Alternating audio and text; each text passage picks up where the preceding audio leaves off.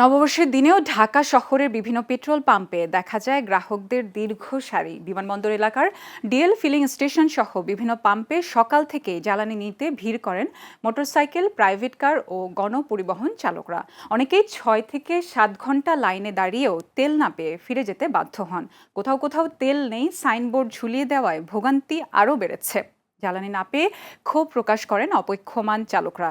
এদিকে পাম্পগুলোর সামনে দীর্ঘ সারি সড়কে ছড়িয়ে পড়ায় আশেপাশের এলাকায় তীব্র যানজটের সৃষ্টি হয়, ফলে স্বাভাবিক যান চলাচল ব্যাহত হয়। 7 ঘন্টা দাঁড়ায় থেকে তেল পাইছি 500 টাকার। তো 8 ঘন্টা অফিস করে আর 8 ঘন্টা যদি আমার দাঁড়ায় থাকা লাগে তেলের জন্য, তাহলে কি হবে, কিভাবে চলবে? আমি সকাল 6টা বাজে আসছি, আইসা জসিমউদ্দিনের এই পাশে ফুটওভার ব্রিজটার সামনে থেকে সিরিয়াল দিছি, র্যাব অফিসের ওই কোনার থেকে এই ঠেলতে পর্যন্ত আইসি। এখন বলতেছে যে তেল দিব না।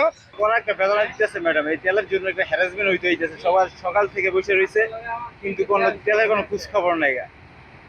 টাইমলি আইছে কিন্তু এখন তেল নাই, তেল আছে তখন পাবলিক নাই।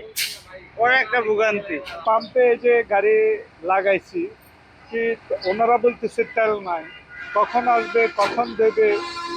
এখন এভাবে হলে কিভাবে সংসার চলবে, আমরা কিভাবে গাড়ি চালাবো?